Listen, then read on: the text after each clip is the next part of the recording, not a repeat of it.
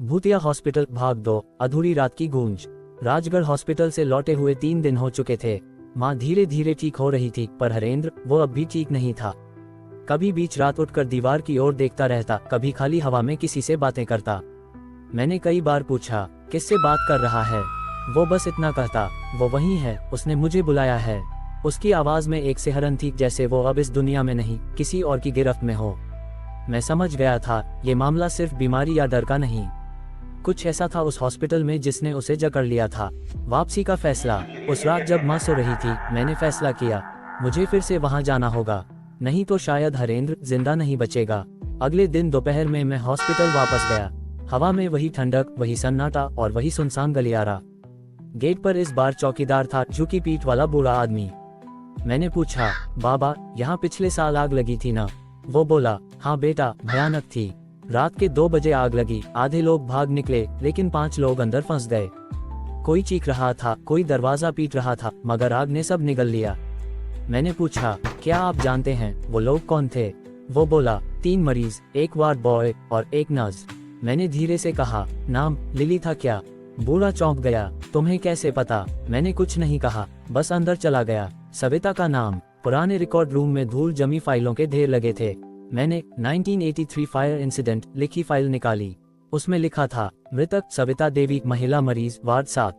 मृत्यु का कारण जलकर खाक, शव बरामद नहीं हुआ।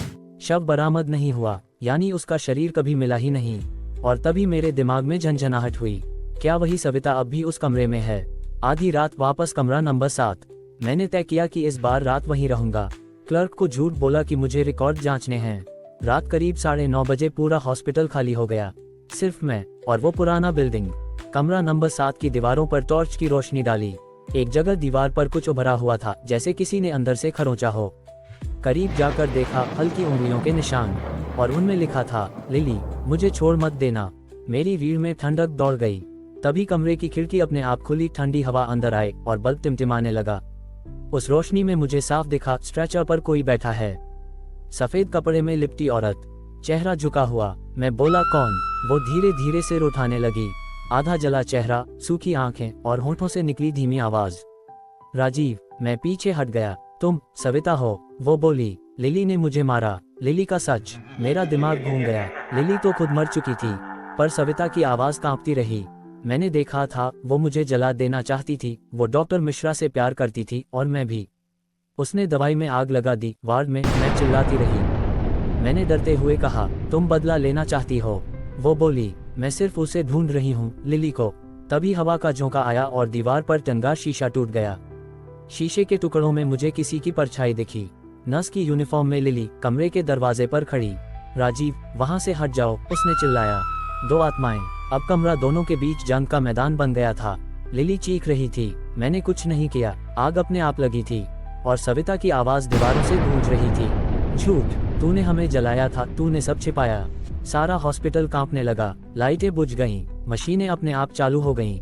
मुझे लगा पूरा बिल्डिंग सांस ले रहा है। मैं जमीन पर गिर पड़ा, कानों में सिर्फ चीखें और जले मांस की गंध। फिर अचानक सब शांत हो गया। कमरे में सिर्फ राख की परत और टूटी स्ट्रेचर पड़ी थी। सुबह की सच्चाई। सुबह जब चौकीदार ने मुझे पाया, मैं फर्श पर बेहोश पड़ा था। उसने कहा, बेटा, तू जिंदा कैसे बच गया? मैंने पूछा, क्यों? वो बोला, रात को फिर आग लगी थी उसी कमरे में, लेकिन बुझाने गए तो अंदर कोई नहीं था। मुझे यकीन हो गया कि जो कुछ मैंने देखा वो सपना नहीं था।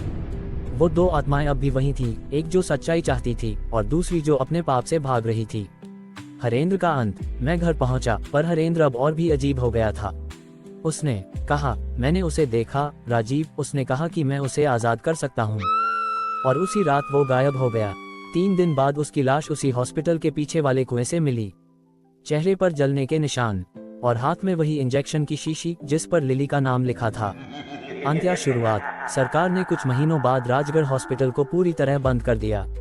लेकिन मैं अक्सर रात में उसी सड़क से गुजरता हूँ, तो दूर से वो इमारत अब भी दिखाई देती है। कभी कभी ऊपरी मंजिल की खिड़की में हल्की सी सफेद रोशनी झिलमिलाती है। लोग कहते हैं, वो लिली है जो अब भी अपनी गलती सुधारने की कोशिश कर रही है। और कुछ कहते हैं, नहीं, वो सविता है जिसने अब भी बदला नहीं छोड़ा। मुझे नहीं पता कौन सच है, पर एक बात मैं जानता हूँ, हर बार जब मैं उस सड़क से गुजरता हूँ, कोई धीमी आवाज मेरे कानों में गूंजती है, राजीव, कमरा 7, याद है, मैं आज भी वह आवाज़ सुन सकता हूँ। शायद क्योंकि कुछ हॉस्पिटल बंद होकर भी जिंदा रहते हैं, अपने मरीजों, अपनी गलतियों और अपनी आत्माओं के साथ। समापन नोट। राजगढ़ हॉस्पिटल अब खंडहर बन चुका है। कहते हैं जो लोग रात में उसके पास से गुजरते हैं, उन्हें कभी कभी कोई नस दिखती है जो पूछती है, क्या आप सविता को देखा है? और फिर गायब हो जाती है। शेयर एंड सब्सक्राइब एंड शायद डोंट वो फॉरगेट अभी टू माफी फॉलो। चाह रही है।